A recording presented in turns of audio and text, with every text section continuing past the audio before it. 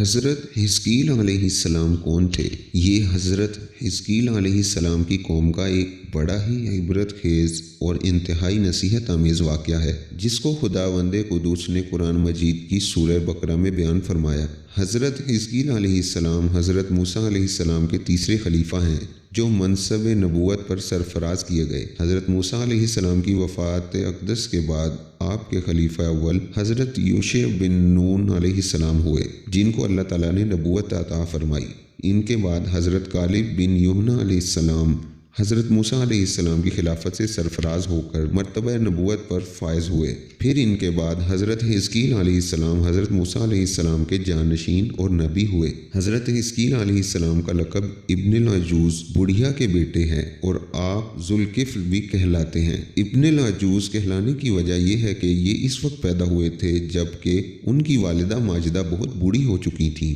اور آپ کا لقب ذوالکفل اس لیے ہوا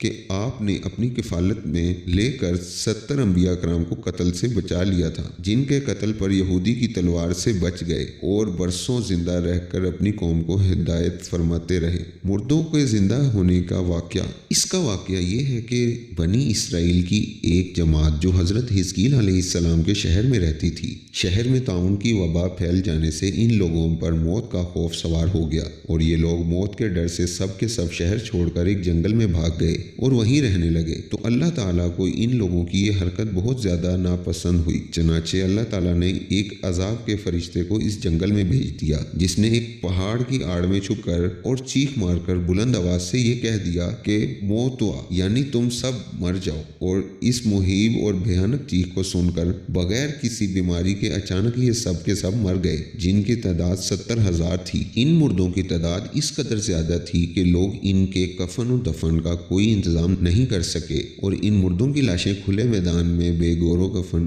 8 دن تک پڑی پڑی سڑنے لگیں، اور بے انتہا تعفن اور بدبو سے پورے جنگل بلکہ اس کے اطراف میں بدبو پیدا ہو گئی۔ کچھ لوگوں نے ان کی لاشوں پر رحم کھا کر چاروں طرف سے دیوار اٹھا دی تاکہ یہ لاشیں درندوں سے محفوظ رہیں۔ کچھ دنوں بعد حضرت حزقیل علیہ السلام کا اس جنگل میں ان لاشوں کے پاس سے گزر ہوا تو اپنی قوم کے 70,000 انسانوں کو اس موت ناگہانی اور بے گور و کفن لاشوں کی فراوانی دیکھ کر رنج و غم سے ان کا دل بھر آیا، آپ دیدہ ہو گئے اور باری تعالیٰ کے دربار میں دکھ بھرے دل سے گڑ گڑا کر دعا مانگنے لگے کہ یا اللہ، یہ میری قوم کے افراد تھے جو اپنی نادانی سے یہ غلطی کر بیٹھے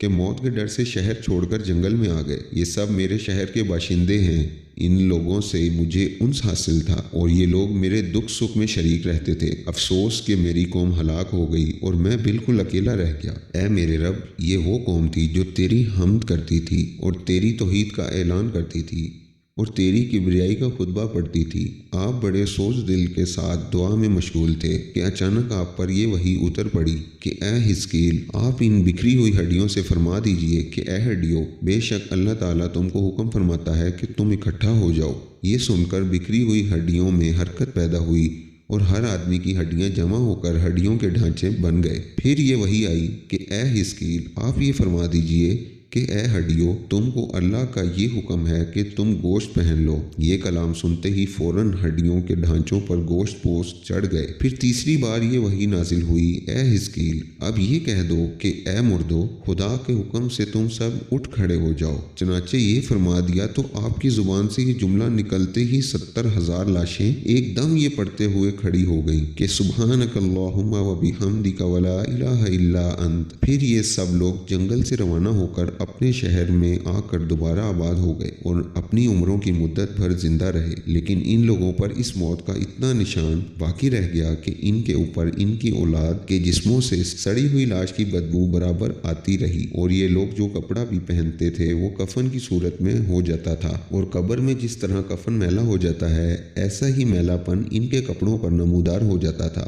چنانچہ یہ اثرات آج تک ان یہودیوں میں پائے جاتے ہیں جو ان لوگوں کی نسل سے باقی رہ گئے ہیں۔